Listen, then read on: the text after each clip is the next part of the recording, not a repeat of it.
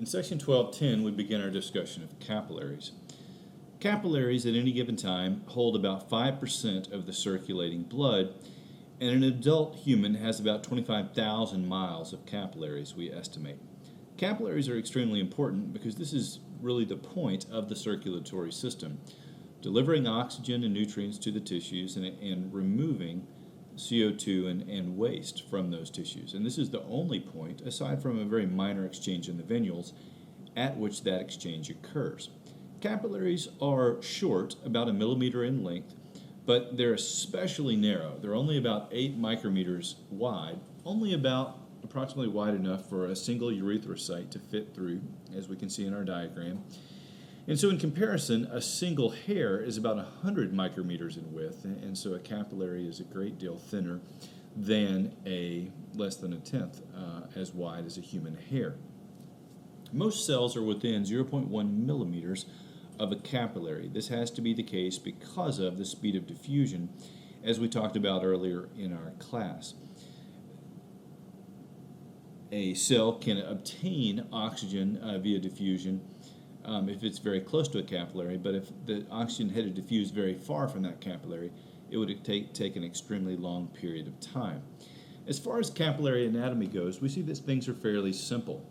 They consist of endothelial cells, and typically 2 endothelial cells that are joined together via these intracellular clefts. And so we see one cleft right here as I point with the cursor and one over here.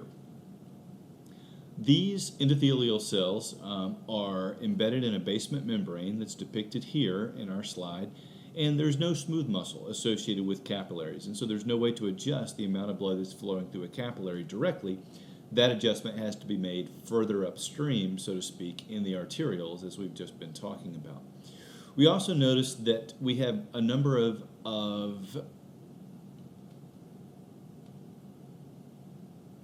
vesicles that are located within the plasma membrane of the endothelial cells, and sometimes those vesicles are fused together to form this so-called fused vesicle channel that we see right here. The bottom line is that capillaries are fairly leaky. In other words, they're highly permeable, and this would need to be the case and is adaptive because they are, as we mentioned just a moment ago, the only exchange sites from the capillary system to the cells of the body. There are different capillaries that occur in different parts of the body. We find some of the leakiest, so to speak, capillaries in the liver, and some of the most restrictive capillaries found in the brain, but all the capillaries have the general anatomical pattern that we see on this particular slide. Now, if we look at the flow of blood through capillaries, we use the term microcirculation to describe the flow of blood through capillaries. And it involves what we see on the screen. So we have an arteriole on this side, as I point with the cursor, where blood is flowing in this direction. We have a venule on the other side with blood flowing in the opposite direction. And then the capillary bed is sandwiched between those. As blood enters the capillary bed, it's red, indicating oxygenation, and then it, of course, loses that oxygen and picks up carbon dioxide as it moves towards the venule. We also notice this thing referred to as a meta-arteriole that we see here that I'm tracing with the pointer, with the cursor, rather. And so the meta-arteriole is not a capillary, but rather it's a small arteriole that connects the arteriole over to the venule. The meta-arteriole does have smooth muscle, and the meta-arteriole has smooth muscle in the middle, shown here, and at this point referred to as a precapillary sphincter. So interestingly, these precapillary sphincters contract and relax continually, a number of times per minute, to deliver the appropriate amount of blood to that capillary bed. Of course, these precapillary sphincters, the contraction is controlled by all the factors that we talked about, both local and extrinsic, earlier in our chapter, to deliver more blood, for instance, to an active tissue and less blood to a sedentary tissue. We turn our attention now to the velocity of blood as it flows through the capillaries. We see a nice illustration in part A of our figure here that illustrates this. What we see is a simple model in which we have a diameter in this section of the model that accommodates 2 balls to move through side by side, and then we have 6 channels located in this area of the diagram, each of which allows one ball to move through.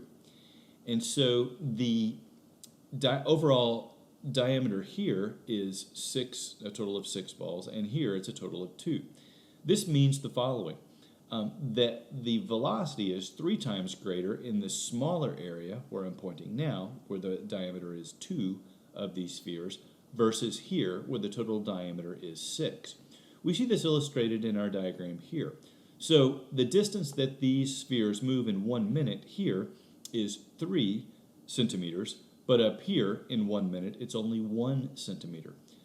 Simply think of it like this. So imagine a stream flowing through a field, and then it opens up into a pond. The velocity of the water in the stream would be much greater than the velocity in the pond.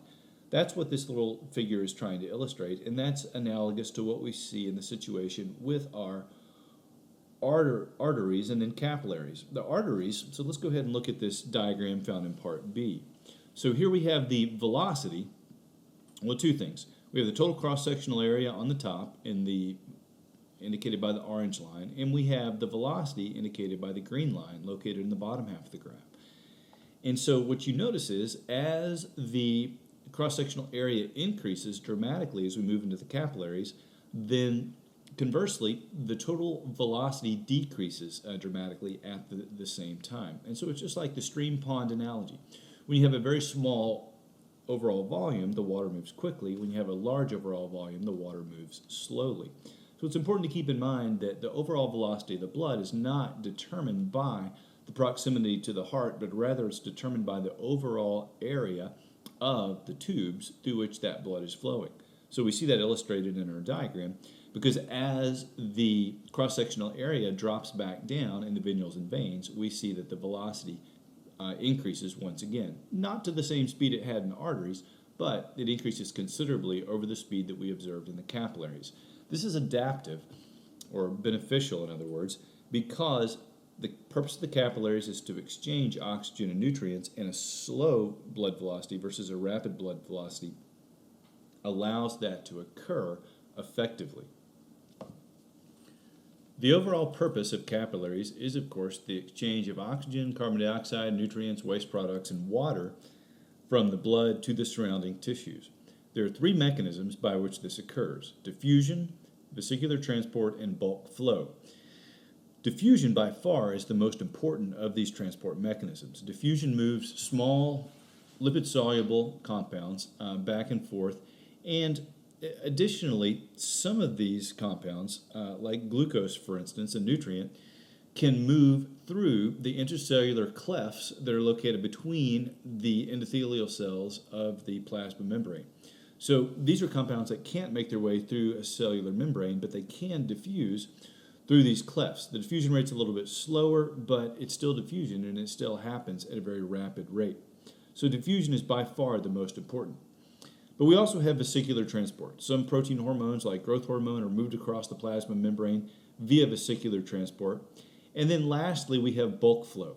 And so bulk flow occurs when ions and small polar molecules move with water from one side of the plasma membrane of capillary cells to another. We've talked previously about how capillary permeability varies greatly. The most permeable capillaries are found in the liver, the least permeable ones are found in the brain.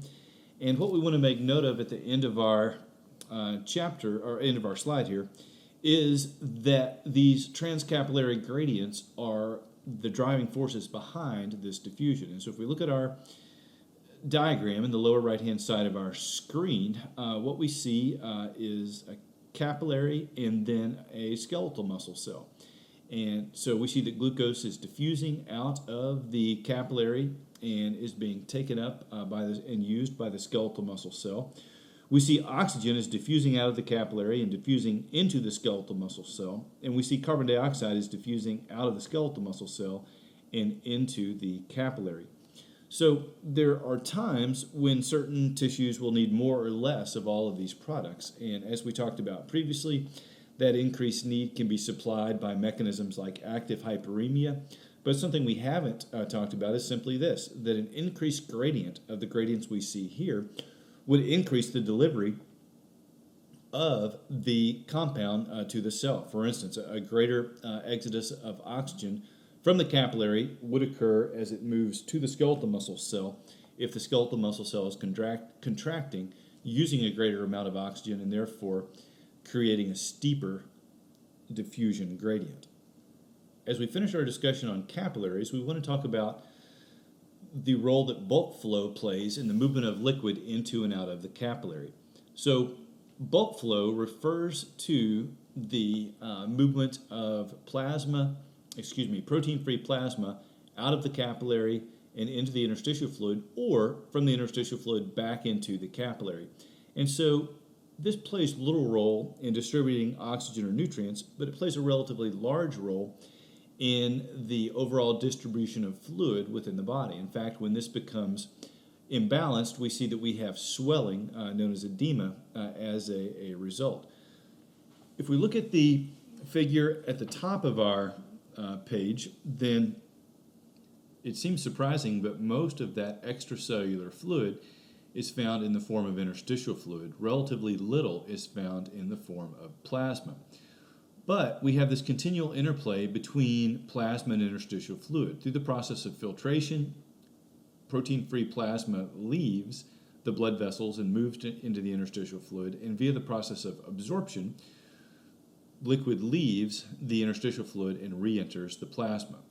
So this is responsible for distributing the fluid volume in the body, and what we see is this, that the Starling forces, there are 4 forces referred to as Starling forces, that determine the movement of liquid into and out of the capillary. This is Starling up in the upper right-hand corner, the same cardiologist who played a role in the development of the Frank Starling mechanism of the heart that we talked about previously.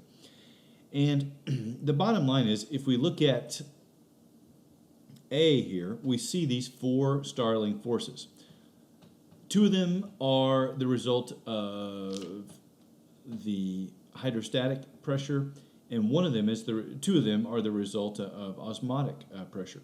So first, we have capillary hydrostatic pressure, represented by P subscript C, and so that, of course, is the pressure, the blood pressure that's tending to push fluid out of the capillary.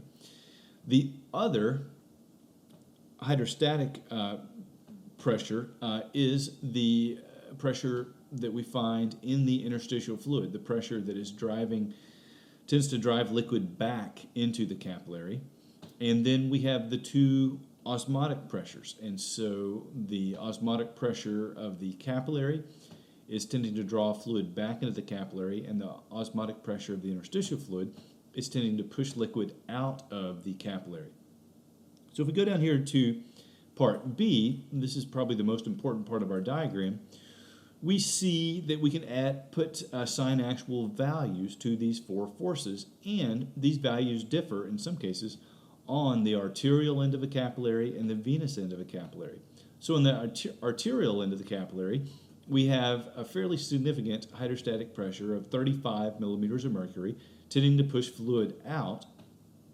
The hydrostatic pressure in the surrounding tissue that contains the interstitial fluid is 0, so there's no tendency of this fluid to go back into the capillary.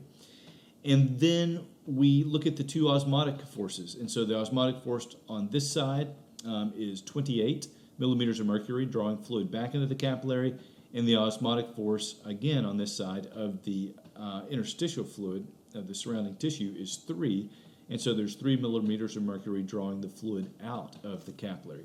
So if we combine all of these, so the 2 forces going out are 35 and 3, so that's 38, and then we subtract the 2 forces tending to push fluid in, so that's 28 and 0, we end up with a total force of 10 millimeters of mercury, as we see here at the bottom portion of our diagram, forcing fluid out of the arterial end of the capillary. And so it is true that fluid tends to leave the capillary on the arterial end. Now, it's good that this is balanced, otherwise we'd have tremendous swelling constantly, by what happens at the venous end of the capillary. Essentially, all these numbers are the same on the venous end of the capillary, except we take this 35 and we cut it by 20 millimeters of mercury. And so that's how much pressure has dissipated by the time we get through the capillary and make our way to the venule. And so, of course, if we have a force of 10 millimeters of mercury pushing fluid out here and subtract 20 from that, we end up with 10 millimeters of mercury pulling fluid in on this end of the capillary. And so that means that the two ends are perfectly balanced.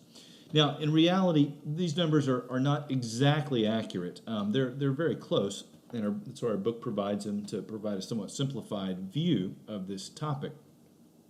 But the reality is about 4 liters of liquid filter out per day, and that 4 liters of liquid, of course, are taken up by the lymphatic system and placed back into circulation. We also notice that we can adjust these pressures by vasoconstriction or vasodilation of the arterioles. And so to see this illustrated, we look over here at the bottom left-hand side of our diagram. The orange line shows the pressure in a control state, and then the green line shows the pressure with vasodilation. And so the pressure is still dropping in the capillary, but it's increased greatly over the control state. And so this, of course, is causing an increase in this 35 we see here, this hydrostatic pressure tending to push fluid out of the capillary and would lead to swelling eventually. On the other hand, we can vasoconstrict the arteriole, in which case we would reduce the overall pressure in the capillary, and we would increase, therefore, the hydrostatic pressure that is pushing fluid back into the capillary. We notice that it's 0 in both cases here, but it would actually be a value in the vasoconstricted state, pulling blood back into that capillary. In contrast to arteries, veins have very low pressure, relatively thin walls, and relatively high compliance. In other words, they stretch relatively easily as you increase the pressure within them. So the pressure in veins is only 10 to 15 millimeters of mercury versus 100 millimeters of mercury in artery if we're talking about the systemic circulation. Now, the pressure in the right atrium is 0 or very close to 0, and so there's not much pressure that's driving the blood back to the right atrium. The veins are very large in diameter, and they contain most of the blood in the body, about 60% at any given time. The veins can constrict in order to facilitate return of blood to the right atrium, causing a very slight increase. When they constrict, they cause a very slight increase in the blood pressure found in veins, and that facilitates, of course, the movement of blood back to the right atrium, as do a couple other mechanisms we'll talk about in just a moment. The return of blood, as you know, to the right atrium is a very important determinant of end diastolic volume, and that, as you know, is a very important determiner of stroke volume, and therefore determines how much blood is being pumped through the body. So, just like we saw in the case of the arteries, sympathetic innervation is abundant in the veins, and the release of norepinephrine does cause contraction, vasoconstriction, contraction of the smooth muscle associated with veins. But the difference here is that in the case of arteries, vasoconstriction slowed the flow of blood through the circulatory system. In the case of veins, it's speeding the flow of blood through the circulatory system and aiding the movement of blood back to the right atrium. The reason for that is the reason that we discussed in the case of the capillaries. And so we don't have much pressure here to deal with in any case, but we are narrowing it's the pond stream analogy. We're narrowing the overall volume, so we're speeding up the movement of fluid through that narrower volume. One of the big mechanisms that the venous system possesses that allows blood to return to the right atrium are these pumps. And so there are two types of pumps, a skeletal pump and a respiratory pump. Such a pump, a skeletal pump actually, is shown right here on our slide. And what we see is this. The pump simply consists of these one-way valves. The right atrium would be up here. The lower extremities of the body would be down below. And so when the skeletal muscle contracts, it compresses the vein. Veins are relatively thin-walled and definitely compressible following muscle contraction, as are some arteries. And the blood needs to go somewhere. The pressure increases, and so like this arrow shows, it tries to go backwards. It's prevented from going backwards as a result of this valve, and so it's pushed upwards towards the heart as a result of that contraction. So it is possible to lose consciousness when standing very still for long periods of time. That can be prevented by the contraction of the quadriceps, which are your largest muscles in your lower extremities, your largest single muscle in your lowest extremities, preventing the pooling of blood there and driving that blood back up towards the heart and therefore then back into circulation and towards the brain. The respiratory pump is a similar situation, but a little bit different. And so in the case of the respiratory pump, you have to imagine the diaphragm descending, and as the diaphragm descends, it increases the abdominal pressure and decreases the thoracic pressure. And so this is adaptive in allowing blood to make its way back to the right atrium because you're increasing the pressure in the veins in the abdomen and decreasing the pressure in the veins in the thoracic cavity. And so both of those force changes tend to move blood up from the abdominal cavity into the thoracic cavity closer to the right atrium. So to conclude, we take a look at this figure 1246 from our text, and we see that these four factors cause an increase in venous blood pressure, an increase in blood volume, an increase in sympathetic nerve activity to the veins, an increase in the use of the skeletal muscle pump or the respiratory pump, like we see depicted here, or an increase in inspiration movements. So in other words, this relates to the respiratory pump, Taking deeper breaths increases that pressure in the abdomen and decreases it over a shallow breath, the pressure in the respiratory cavity and thoracic cavity, and pushes blood back up towards the right atrium. So this increase in venous pressure increases venous return, increases atrial pressure, increases the end diastolic ventricular volume, and increases the stroke volume, which facilitates the movement of blood through the body. Lastly, we talk about a sort of forgotten system, the lymphatic system. And so a lymphatic system is a system of tubes that are found in the body that serve to collect the 4 liters of interstitial fluid that we talked about earlier that make their way from the capillaries into the interstitial fluid every day. So this interstitial fluid enters these capillaries, shown in green in our diagram, and there's no difference in the composition of the interstitial fluid and lymph. It's only a matter of location. When that fluid is found in the tissue, it's referred to as interstitial fluid, and when it's found in the lymphatic capillaries, it's referred to as lymph. We have lymph nodes located periodically throughout the lymphatic system. The lymph nodes serve as a site at which cells of the immune system are housed, and hopefully any pathogens that make their way into the body and happen to be in the lymph are removed in those locations. And a couple things about the flow of lymph. One is that we have smooth muscle contractions that facilitate the movement of that lymph back to the blood. And the second is that we have one-way valves that are located in these lymphatic vessels that facilitate, just like they did in the veins, the movement of lymph back towards the circulatory system that carries blood in the body. So if we look at this diagram from our text of a person, we see that all of these lymphatic vessels terminate in 2 vessels that connect to the subclavian veins. The so-called right lymphatic duct and the thoracic duct are the end of the lymphatic system vessels, and this is the point at which the lymph goes back into venous circulation at the subclavian veins before those unite to form the superior vena cava. Lastly, we see the importance of the lymphatic system illustrated very prominently in a pathology that's depicted in the picture on our screen. And so this is elephantiasis. Elephantiasis is caused by a protozoan parasite that resides in the lymphatic system, particularly in lymph nodes, and blocks the flow of lymph through those lymph nodes. And so you have this pooling of fluid in the lower extremities as a result of its inability to pass upwards to eventually the right lymphatic duct and the thoracic duct and re-enter circulation.